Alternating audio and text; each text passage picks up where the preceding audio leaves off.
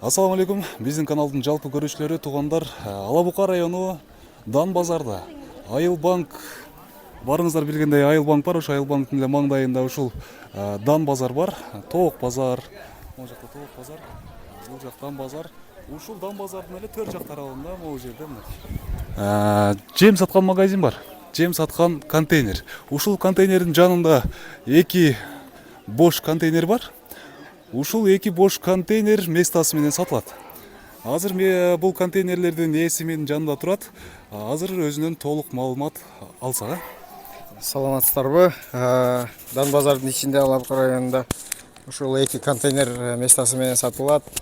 Алдында 6 метрден жолдору бар.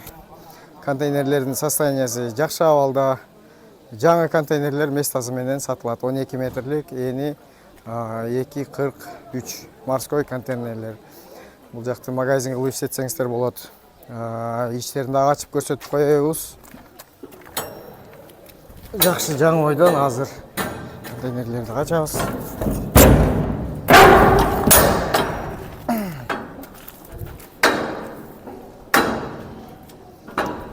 Торговый точкалар. Жаныбызда Тоок базар бар. Мөмө базар, Дан базардын төр жагынан эки места контейнер сатылат. Бир-бирден деле сатыла берет.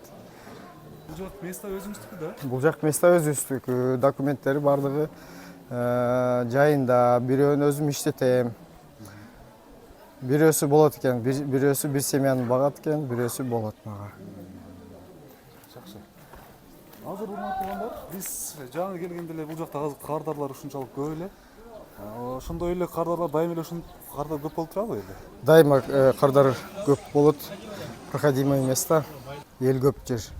Эл көп жайгашкан. Көп келген, товар жакшы өткөн жер. Проходимый места. Мынакей урматтуу туугандар, урматтуу достор, ушул эки контейнер сатылат.